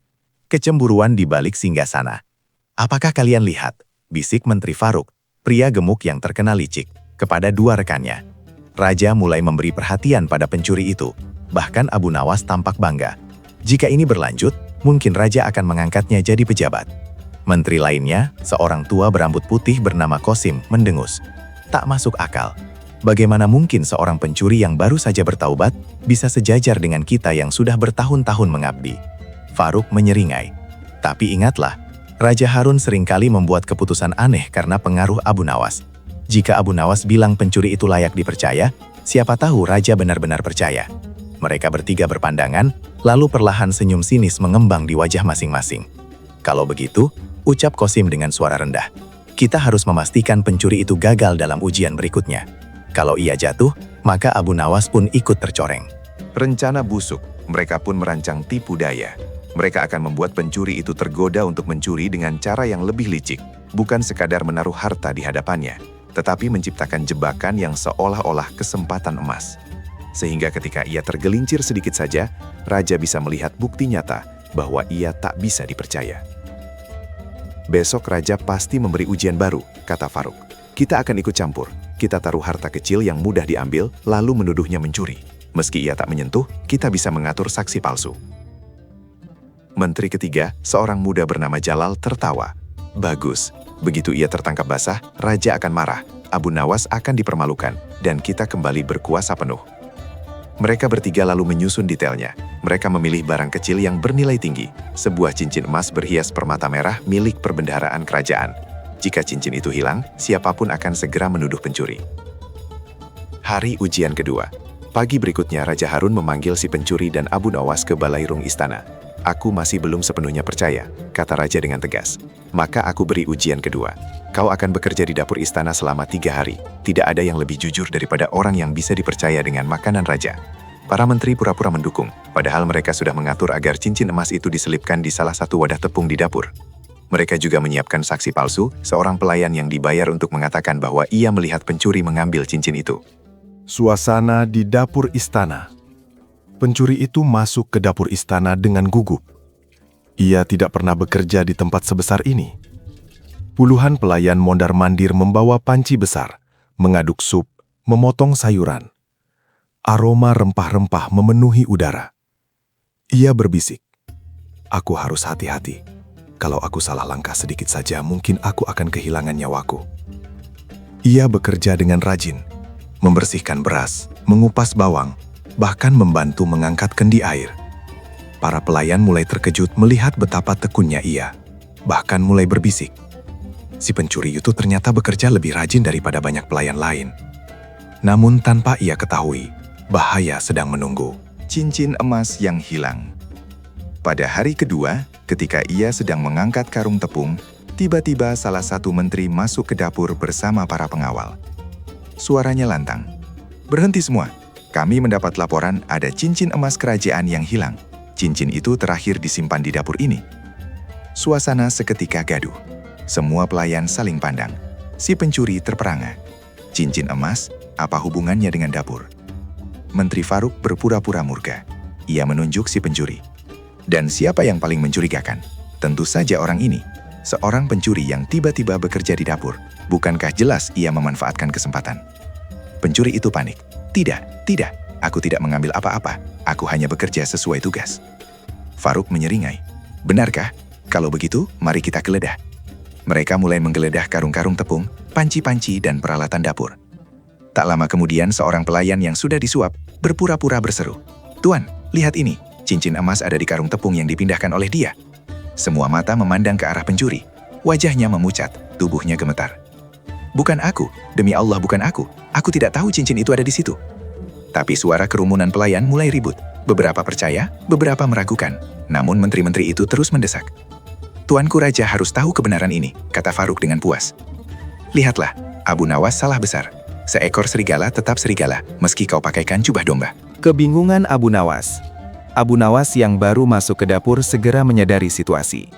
Ia melihat wajah pucat muridnya, cincin emas di atas meja, dan senyum tipis di wajah para menteri. Hatinya langsung bergetar. Ini jebakan, jelas sekali ini jebakan, pikirnya. Namun bagaimana caranya membuktikan? Semua saksi berpihak pada para menteri, dan cincin benar-benar ditemukan di tempat yang disentuh pencuri. Jika ia diam, muridnya akan dihukum berat. Jika ia salah berbicara, ia sendiri bisa ikut terseret. Abu Nawas menghela napas dalam, menatap muridnya lalu berkata pelan. Tenanglah, jangan panik. Kebenaran selalu punya jalan keluar. Dapur istana berubah menjadi arena tuduhan. Para pelayan berdesakan, para pengawal berjaga dengan wajah garang, dan para menteri berdiri tegak dengan penuh kemenangan. Di tengah keributan itu, si pencuri berlutut dengan tubuh gemetar. Sementara cincin emas yang hilang kini tergeletak di atas meja sebagai bukti kejahatannya. Desakan para menteri. Tuanku Raja harus segera tahu, ujar Menteri Faruk dengan suara lantang, seolah ia sendiri pemilik kebenaran. Cincin emas ditemukan di tempat yang disentuh pencuri ini, apalagi yang perlu dibuktikan. Menteri Jalal menambahkan, kami sudah lama bilang, orang jahat tidak bisa berubah. Lihatlah, dia baru diberi kesempatan sebentar saja sudah berani menyentuh harta kerajaan. Pelayan yang disuap ikut bersaksi. Hamba melihat dengan mata kepala sendiri tuanku. Dia yang mengangkat karung itu dan di dalamnya ada cincin. Suara-suara itu membuat suasana semakin tegang. Sebagian pelayan mulai menunduk, merasa kasihan pada si pencuri. Namun tak ada yang berani membantah para menteri. Abu Nawas melangkah maju, wajahnya tetap tenang, meski hatinya tahu ini jebakan yang dirancang dengan licik. Ia menatap raut muridnya yang pucat pasi, lalu menoleh pada para menteri. Wahai para menteri, katanya dengan nada pelan namun tegas. Bukankah tugas kita mencari kebenaran, bukan hanya sekadar menghukum? Bila benar ia mencuri cincin itu, maka pasti ada bukti lain selain cincin yang ditemukan di karung tepung. Faruk menyeringai. Apa maksudmu, Abu Nawas? Bila seseorang mencuri cincin, jawab Abu Nawas sambil berjalan ke arah meja. Tentu ia ingin menyembunyikannya. Tapi lihatlah, cincin ini diletakkan begitu saja di atas karung. Seorang pencuri cerdik tentu takkan menaruh barang curiannya di tempat terbuka. Bukankah aneh? Kerumunan pelayan berbisik-bisik, menyadari ada benarnya ucapan itu. Trik Abu Nawas. Abu Nawas mendekati cincin emas itu. Ia mengambilnya dengan hati-hati, lalu menaruhnya di telapak tangannya agar semua orang bisa melihat. Cincin ini memang berharga, tapi aku tahu satu hal. Ia bukan hanya harta biasa, melainkan benda yang bisa menceritakan siapa yang terakhir menyentuhnya. Semua terdiam. Para menteri saling pandang, khawatir Abu Nawas punya akal baru. Wahai para pelayan, kata Abu Nawas dengan nada pelan namun tegas, siapkan baskom air dingin dan sedikit tepung. Pelayan pun menuruti, meski bingung apa maksudnya. Baskom berisi air dan tepung segera disiapkan. Abu Nawas memasukkan cincin ke dalam tepung, lalu ke air, dan mengangkatnya kembali. Kini cincin itu meninggalkan bekas putih pada tangan yang memegangnya.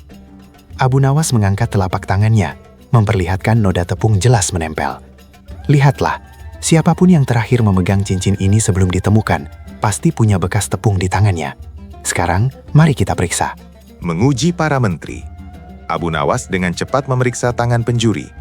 Tidak ada bekas tepung sama sekali. Tangannya bersih. Hanya ada noda minyak dari mengupas bawang sebelumnya. Abu Nawas menyindir tipis.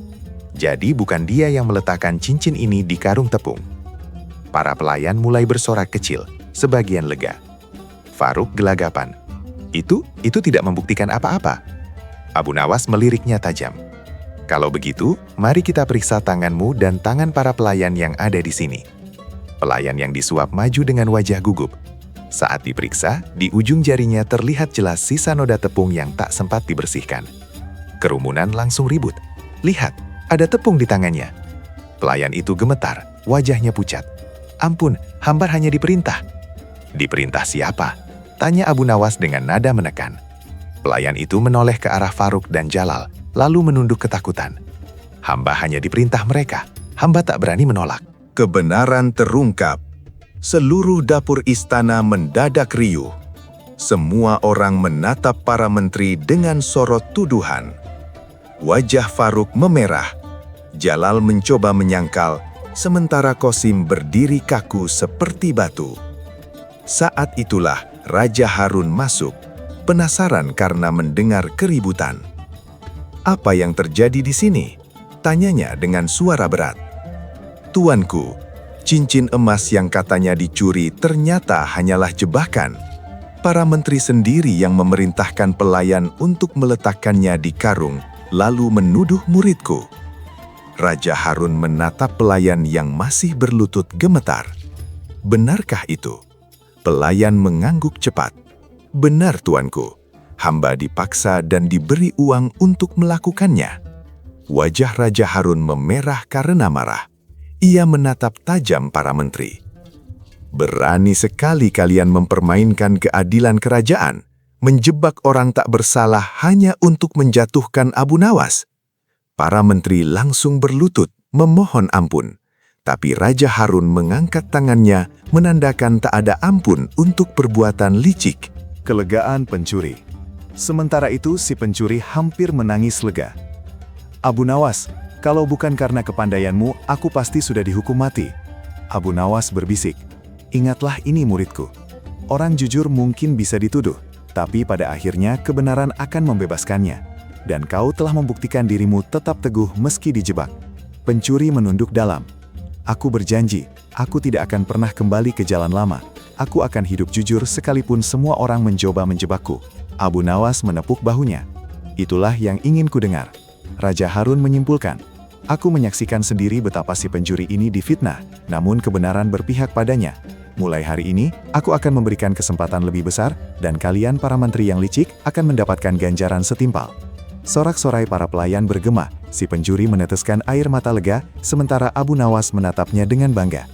Istana Baghdad pagi itu dipenuhi udara yang berbeda. Jika biasanya koridor dipenuhi bisik-bisik ketidakpercayaan terhadap si pencuri yang sedang belajar jujur, kali ini suasana berubah setelah kejadian terbongkarnya jebakan para menteri licik. Nama si pencuri justru naik, bukan lagi sebagai penjahat, melainkan orang yang berani bertahan di tengah fitnah. Pidato Raja Harun di Balerung Utama. Raja Harun duduk di singgasananya, Abu Nawas berada di samping, sementara para menteri yang terlibat jebakan dipaksa berdiri berbaris dengan wajah tertunduk. Para pelayan, prajurit, dan pejabat istana memenuhi ruangan untuk mendengar keputusan sang raja. "Wahai rakyatku dan para abdi kerajaan," suara Raja Harun bergema lantang. "Semua telah melihat betapa orang yang dianggap hina bisa difitnah, dan betapa orang yang terlihat mulia bisa berbuat nista. Si pencuri yang kalian ragukan justru tetap teguh, sementara para menteri yang kalian hormati terbukti berbuat licik." Sorak setuju terdengar dari kerumunan. "Aku, Harun al-Rasyid, dengan ini mengumumkan bahwa mulai hari ini, si pencuri akan diberi kepercayaan. Ia akan bekerja di istana di bawah bimbingan Abu Nawas. Ia tidak lagi disebut pencuri, melainkan murid keadilan." Kerumunan bersorak keras, sebagian bertepuk tangan. Si pencuri yang berdiri di tengah lingkaran itu menunduk, matanya berkaca-kaca. Kebingungan di hati pencuri. Dalam hati ia tak percaya apa yang terjadi. Dulu ia hanya dikenal sebagai perampok kecil yang lari dari satu lorong ke lorong lain, dikejar para penjaga pasar. Kini ia dipanggil murid keadilan, langsung dari raja. Perasaan bangga dan takut bercampur. Ia melirik Abu Nawas yang hanya tersenyum tipis.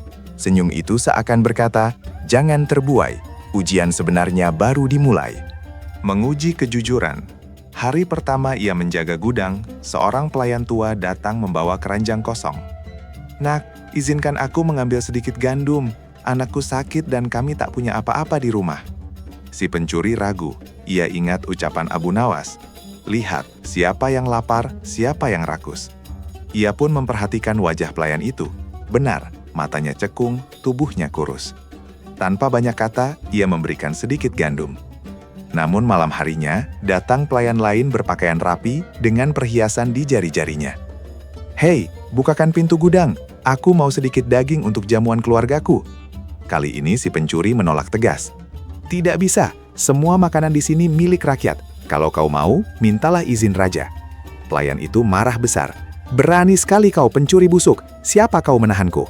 Namun si pencuri tetap teguh. "Aku bukan pencuri lagi. Tugasku menjaga agar pencuri seperti dirimu tidak mencuri hak orang lain." Pelayan itu pergi dengan wajah merah padam, dan keesokan harinya mengadu pada para menteri. Raja Harun memantau. Beberapa hari kemudian, Raja Harun memanggil si pencuri ke balai rum utama. "Aku mendengar kau menolak seorang pelayan mengambil daging, tapi memberi gandum pada pelayan lain. Mengapa?" Si pencuri menunduk hormat. "Tuanku, aku belajar dari Abu Nawas bahwa keadilan bukan soal aturan kaku, tapi soal siapa yang benar-benar membutuhkan. Gandum itu kuberikan pada pelayan yang lapar dan hampir mati. Daging itu kutolak karena hanya untuk pesta kemewahan." Raja Harun tersenyum puas. "Jawabanmu tepat. Aku ingin semua penjaga kerajaan meniru sikapmu." Para menteri yang tersingkir, Menteri Faruk, Jalal, dan Qasim, dipaksa menanggalkan jubah kebesarannya. Mereka dipermalukan di depan umum. Harun menatap mereka tajam. "Kalian tidak kupecat karena aku ingin kalian merasakan pahitnya kehilangan kepercayaan rakyat. Kalian tetap menteri, tapi tanpa kehormatan. Dan ingatlah, Abu Nawas kini akan mengawasi kalian." Mereka hanya bisa menggertakkan gigi dalam hati. Dendam terhadap Abu Nawas dan murid barunya semakin membara. Tugas pertama di istana. Setelah pengumuman itu, Abu Nawas membawa muridnya ke ruang kerjanya. Ia duduk santai sambil menyeruput teh. Sementara si murid masih terlihat kaku dengan baju pelayan istana yang baru ia kenakan. "Guru, aku tak pantas menerima kehormatan sebesar ini. Aku hanya pencuri jalanan." Abu Nawas menatapnya tajam. "Justru karena kau pencuri jalanan, kau tahu pahitnya hidup tanpa keadilan. Kau tahu bagaimana orang kecil diperlakukan semena-mena, dan itulah sebabnya kau harus belajar bertanggung jawab. Raja sudah memberimu kepercayaan, jangan sia-siakan." "Apa tugasku sekarang?" Abu Nawas tersenyum. "Tugas pertamamu sederhana. Jagalah gudang makanan kerajaan. Tapi jangan hanya menjaga dengan mata, jagalah dengan hati. Kau akan melihat siapa yang benar-benar lapar dan siapa yang rakus." Si pencuri mengangguk, meski dalam hati ia merasa berat. Gudang makanan kerajaan bukan hanya tempat menyimpan gandum dan daging, tapi juga pusat korupsi kecil-kecilan di istana. Banyak pelayan biasa menyelundupkan makanan keluar untuk dijual. Rasa bangga dan tekanan baru. Keputusan raja itu membuat si pencuri semakin dihormati para pelayan, mulai melihatnya dengan kagum, bukan lagi jijik. Namun di balik itu, ia juga mulai dibenci lebih dalam oleh para menteri licik dan pelayan rakus yang kehilangan celah keuntungan. Abu Nawas menepuk bahunya. "Kau baru saja melangkah satu tingkat dalam ujian kejujuran. Ingatlah, setiap keputusan adil akan membuatmu punya kawan sejati sekaligus musuh yang lebih berbahaya." Murid itu mengangguk, meski wajahnya penuh cemas. Ia tahu benar dendam para menteri tidak akan berhenti di sini. Bayangan rencana gelap. Malam itu di sebuah ruang rahasia, para menteri berkumpul. Jalal mengetukkan jarinya ke meja. Semakin lama kita diam, semakin kuat Abu Nawas dan muridnya. Kalau dibiarkan, kita akan kehilangan segalanya. Faruk mendengus. "Aku sudah punya rencana baru. Kali ini bukan sekedar jebakan kecil. Kita akan membuat mereka berdua seakan terlihat seolah-olah mengkhianati raja sendiri." Qasim tersenyum dingin. Ya, bila rakyat percaya Abu Nawas dan muridnya berkhianat, raja pasti tak ragu menjatuhkan hukuman. Tawa mereka bergaung penuh kebencian dan licik. Di sisi lain, si pencuri yang baru belajar kejujuran itu tak menyadari bahwa badai yang lebih besar sedang menantinya. Malam di Baghdad biasanya tenang, dihiasi cahaya lampu minyak dari rumah-rumah rakyat. Namun, di sudut istana, suasana berbeda. 3 menteri licik, Faruk, Jalal, dan Qasim, berkumpul di sebuah ruangan gelap yang tertutup rapat. Di meja mereka tergeletak gulungan peta istana, catatan pengeluaran, serta beberapa kantong koin emas. Awal rencana busuk. Abu Nawas terlalu licik untuk dijebak dengan cara biasa, kata Faruk sambil mengusap jenggotnya. Tapi setiap orang, sehebat apapun, bisa dijatuhkan bila kita membuatnya tampak sebagai pengkhianat. Jalal mengangguk. Kita harus menciptakan bukti bahwa Abu Nawas dan muridnya ingin menjual rahasia kerajaan. Qasim tersenyum dingin. Dan siapa yang lebih tepat untuk menjadi korban utama kalau bukan muridnya yang mantan pencuri itu? Rakyat mudah percaya bahwa pencuri tetap pencuri meski diberi jubah kehormatan.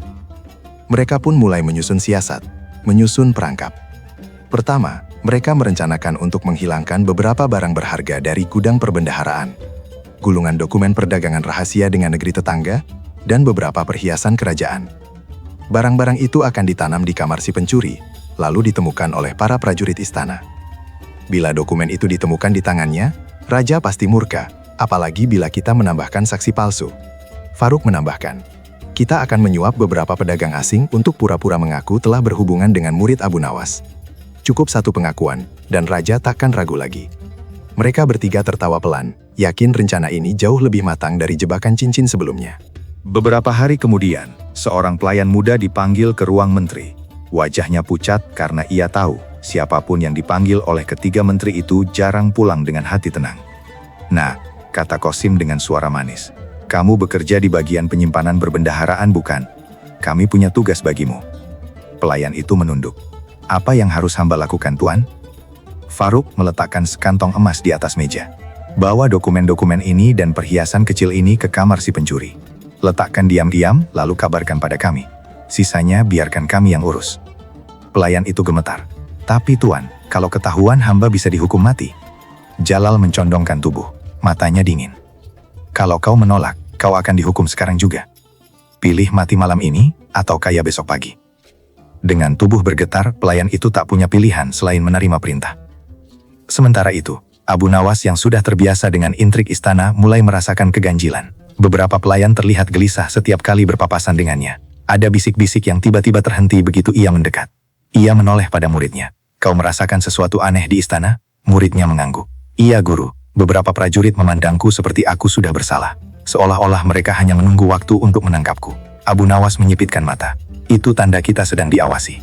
Ingat pesanku, jangan mudah panik. Musuh yang licik akan menjatuhkanmu dengan rasa takutmu sendiri. Malam penanaman bukti. Tibalah malam yang ditentukan. Pelayan muda yang dipaksa oleh menteri berjalan dengan langkah gemetar menuju kamar si pencuri. Tangan kirinya membawa bundel dokumen terikat kain, tangan kanannya menggenggam kotak kecil berisi perhiasan. Ia hampir tak mampu bernafas ketika membuka pintu kamar dengan kunci cadangan. Dalam hatinya ia memohon ampun pada Tuhan, berharap Abu Nawas tak pernah tahu ia dipaksa melakukan ini. Barang-barang itu pun diletakkan rapi di bawah tikar. Setelah memastikan tak ada yang melihat, ia bergegas pergi. Namun yang tak ia sadari, sepasang mata diam-diam mengawasinya dari kejauhan. Abu Nawas sudah lama mencurigai ada sesuatu yang akan terjadi malam itu. Keesokan harinya, pagi-pagi sekali Faruk dan Jalal melapor pada Raja Harun dengan wajah pura-pura terkejut. Tuanku, kata Faruk dengan nada dramatis. Kami menemukan bukti mengerikan. Murid Abu Nawas menyembunyikan dokumen rahasia kerajaan di kamarnya. Kami khawatir ia berencana menjual rahasia ini pada pedagang asing. Raja Harun terperanjat. Apa katamu? Jalal mengangguk penuh kepura-puraan. Prajurit kami bisa bersaksi. Kami siap membawa bukti itu ke hadapan tuanku sekarang juga. Raja Harun yang terkenal tegas memerintahkan agar kamar si pencuri segera digeledah. Penggeledahan. Sejumlah prajurit menyerbu kamar kecil si pencuri. Abu Nawas dan muridnya dipanggil ke tempat itu. Saat tikar diangkat, benar saja, bundel dokumen dan kotak perhiasan muncul di hadapan semua orang. Kerumunan prajurit langsung berbisik-bisik.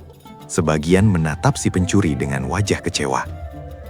Lihat, kami benar, seru Qasim. Bukti jelas, ia memang pengkhianat. Si pencuri pucat pasi. Ia tak pernah melihat barang itu sebelumnya. Aku tidak tahu dari mana ini datang. Raja Harun menatap tajam, wajahnya murka. Berani sekali kau mempermainkan kepercayaanku setelah ku beri kesempatan. Murid itu jatuh berlutut. Air matanya menetes di pipinya. Tuhanku, hamba tidak pernah menyentuh barang-barang ini. Demi Tuhan, hamba tidak bersalah. Abu Nawas melangkah maju. Ia berdiri di depan Raja Harun dengan tenang, meski situasi tampak genting. Tuanku, jangan berburu-buru menjatuhkan hukuman. Aku yakin ini hanyalah permainan kotor lagi. Izinkan aku menguji kebenarannya dengan caraku. Raja Harun mengerutkan kening. Apa maksudmu, Abu Nawas? Bukti sudah jelas ada di hadapan kita. Abu Nawas menyeringai tipis. Betul tuanku, bukti memang ada. Tapi pertanyaannya, apakah bukti ini lahir dari kejujuran atau dari tipu daya? Kerumunan terdiam, para menteri saling pandang dengan wajah tegang. Iya, di sanalah, tepat di hadapan Raja Harun dan seluruh istana, Abu Nawas bersiap membongkar siasat licik terbesar yang pernah ditujukan kepadanya. Balairung istana sunyi seolah waktu berhenti.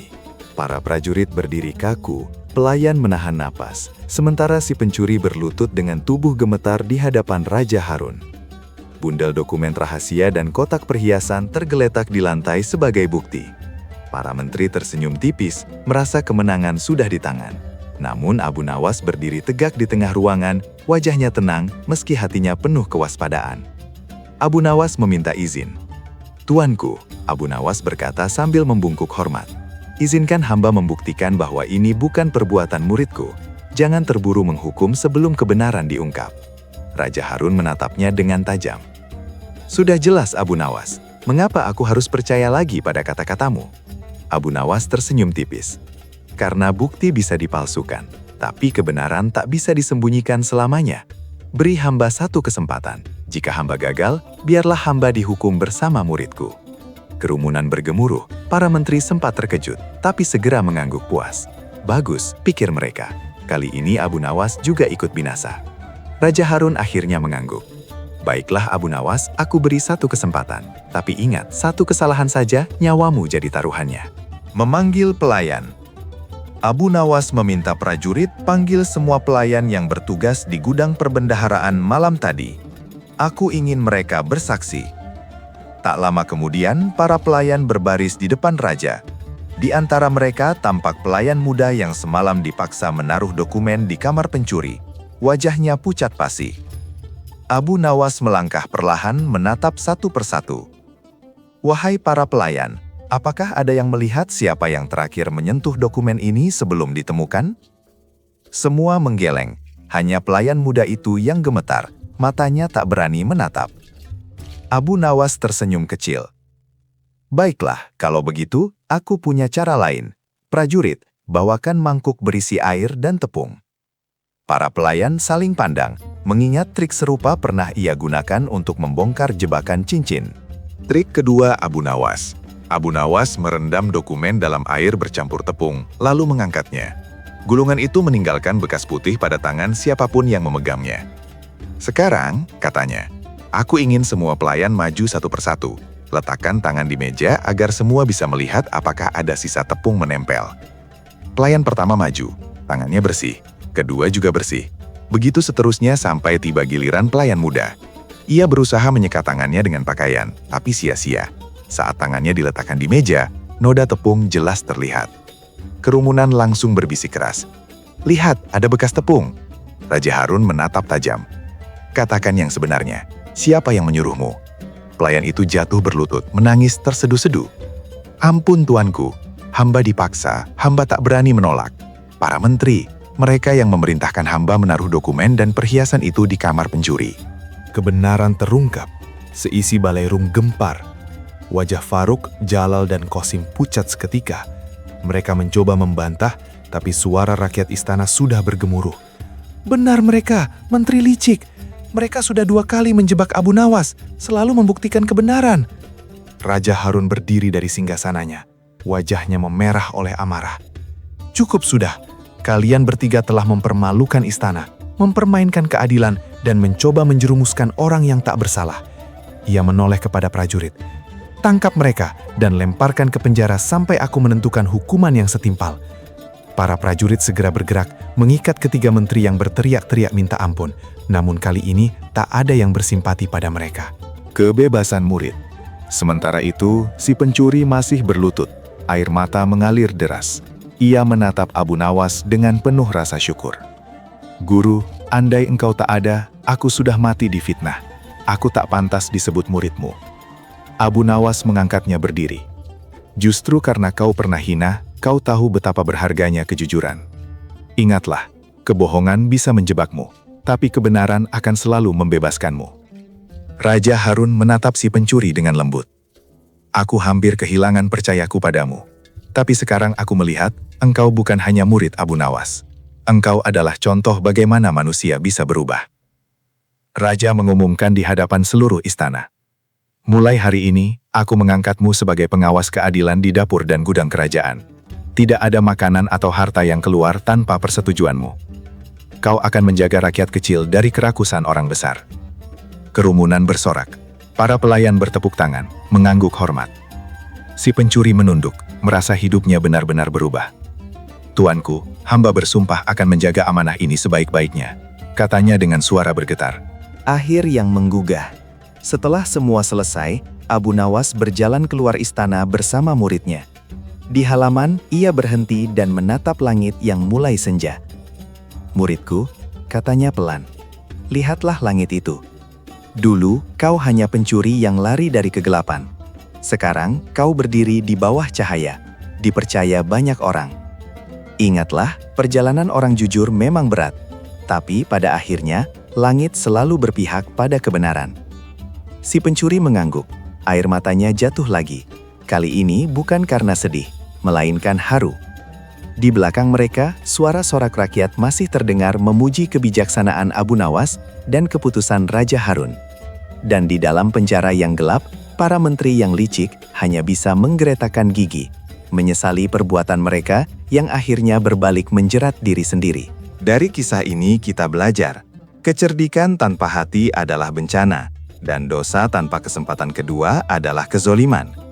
Abu Nawas membuktikan, bahkan pencuri pun bisa berubah jika diberi ujian, bukan hanya hukuman.